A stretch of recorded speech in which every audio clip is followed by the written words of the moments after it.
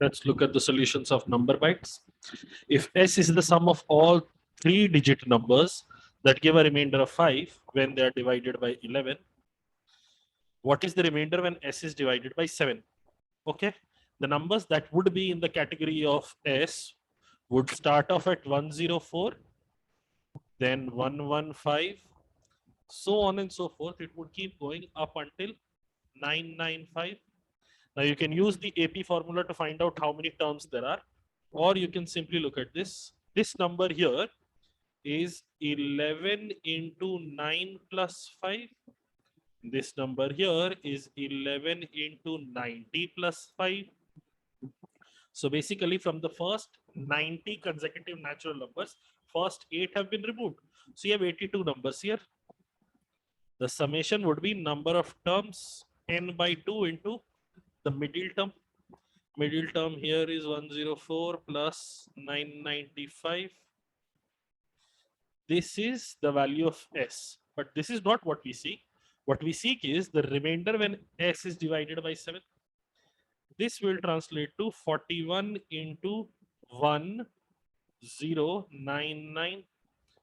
We need remainder of this upon division by 7. Hopefully you can break this down into 1001 plus 98.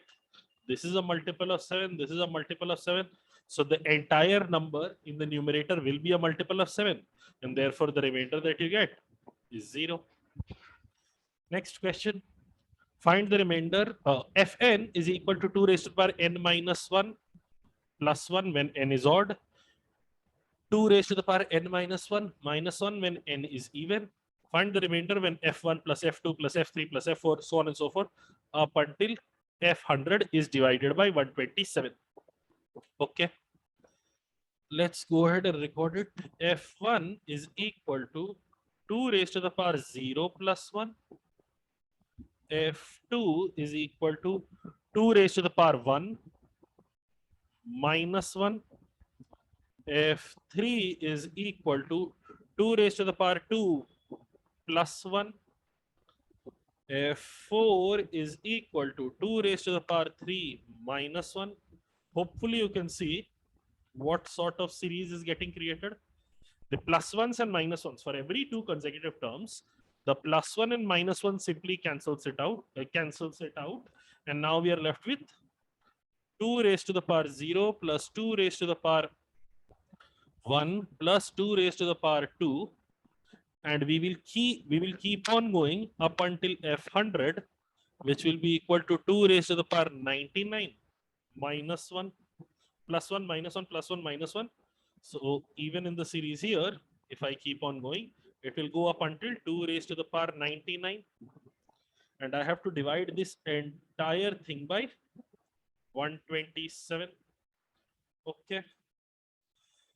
So you can proceed in 2 ways. One is using the formula for a GP for the numerator.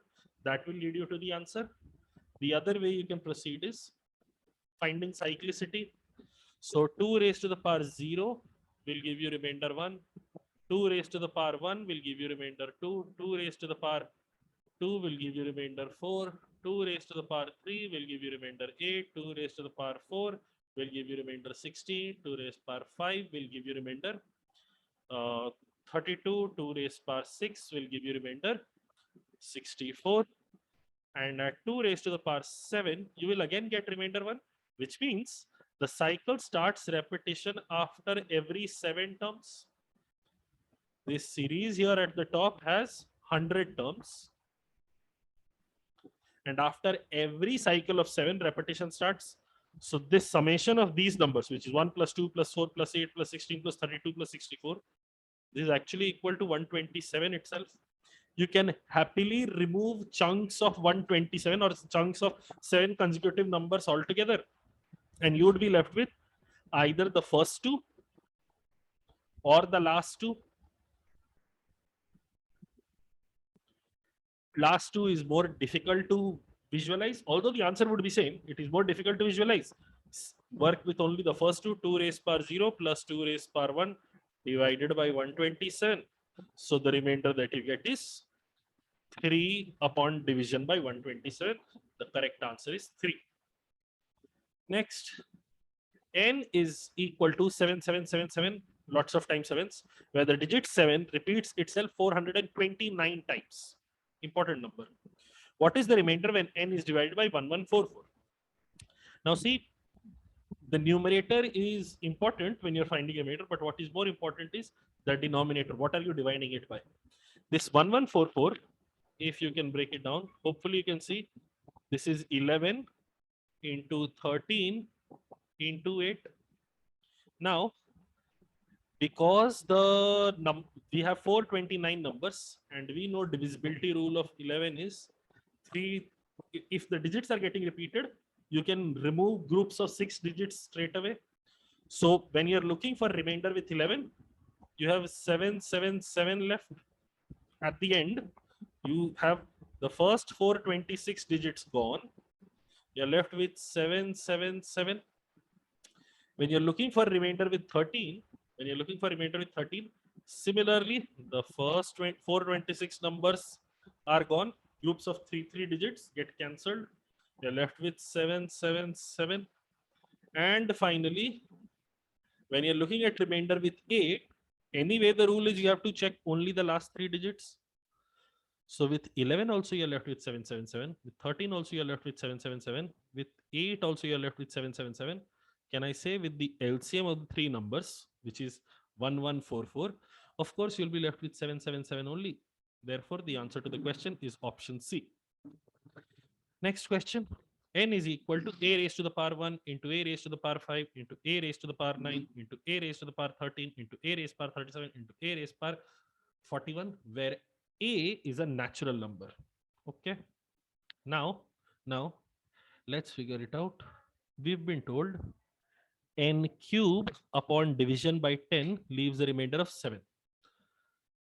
So can you see what number's cube has a unit digit as 7? The smallest such number is 3, then you have 13, then you have 23 or whatever. The unit digit of n is 3. Unit digit of n is 3. Now let's look at this number. If I want to find out unit digit here, if I want to find out unit digit of this product, not n, unit digit of this product, can you see from the first term, because the unit digit repeats after every 4, this is as good as a raised to the power 1. This is also as good as a raised to the power 1. This is also as good as a raised to the power 1. In fact, each of these terms are as good as a raised to the power 1. So effectively, n is equal to a would have been repeated 11 times, a raised to the power 11, or n would be equal to a cube. And we know n itself is a number that leaves a remainder of 3 upon division by 10. 3 upon division by 10. So a cube has a unit digit of 3.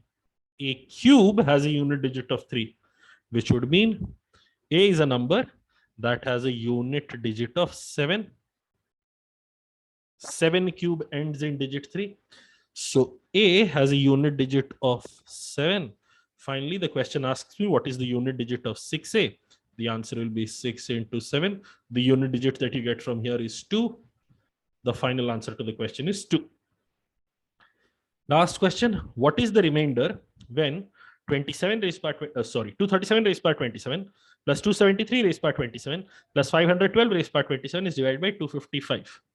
Okay.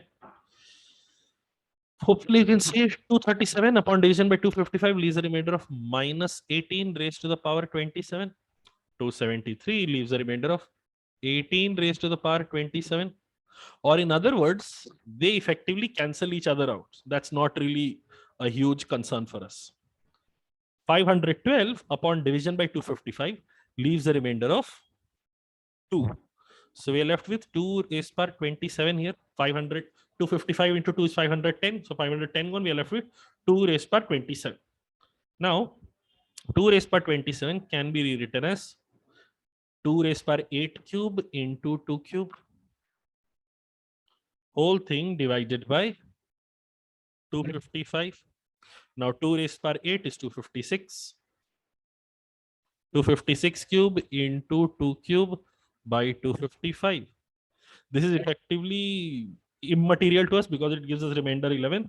So finally, the remainder that we get is 8 upon 255. Answer to the question will be 8.